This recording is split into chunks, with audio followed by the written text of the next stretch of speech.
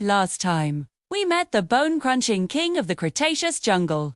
But today, we look up. The portal reopens, shimmering into existence, not in a dense forest, but high among the windy cliffs of prehistoric Texas.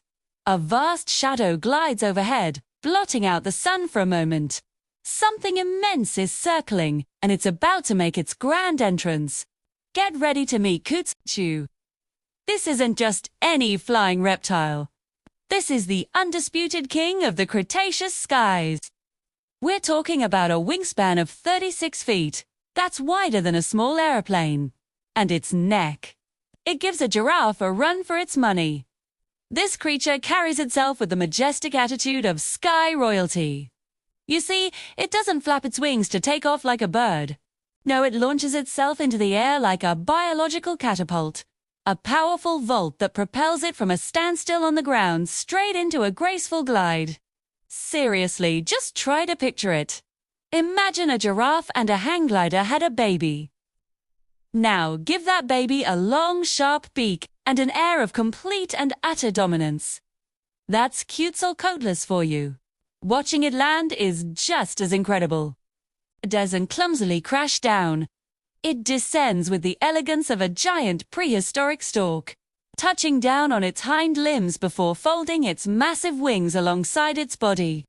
It's a spectacle of nature's engineering, a true marvel of the ancient world. Let's get a closer look at what makes this sky giant tick. First off, you might notice something missing. Teeth. Quetzalcoatlus had a long, toothless beak, perfectly designed for its lifestyle. While it could hunt smaller prey, this beak was an excellent tool for scavenging, allowing it to pick apart carcasses with surgical precision. It was the cleanup crew of the Late Cretaceous, but its adaptations weren't just for the air. On the ground, it was surprisingly agile, walking on all fours, using its folded wings as front limbs.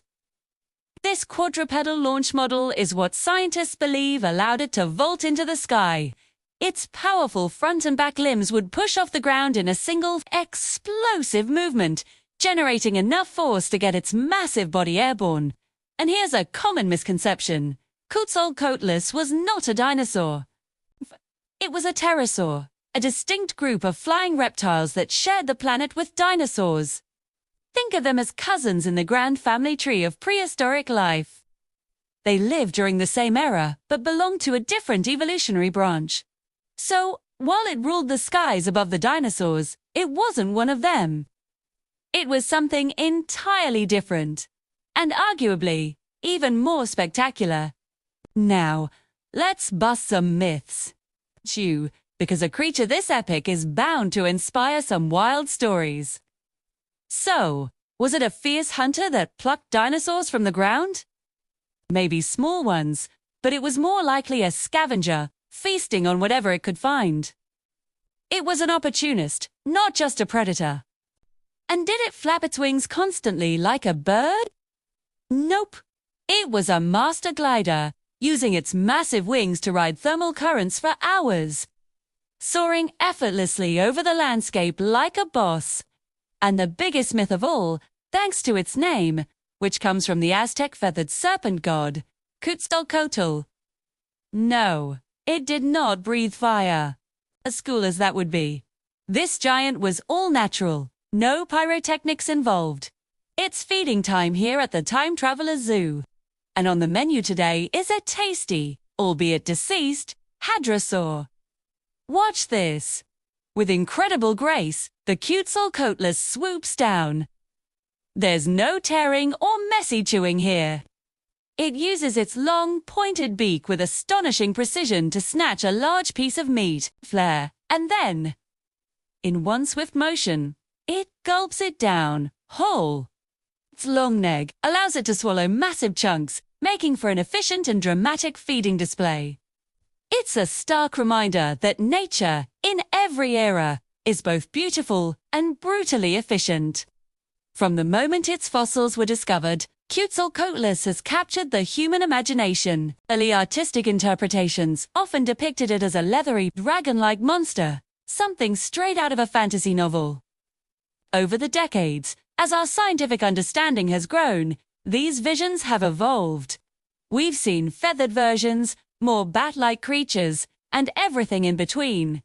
Today, modern reconstructions, informed by detailed studies of its anatomy, show a sleek, almost stork-like predator elegant, powerful, and perfectly adapted to its environment.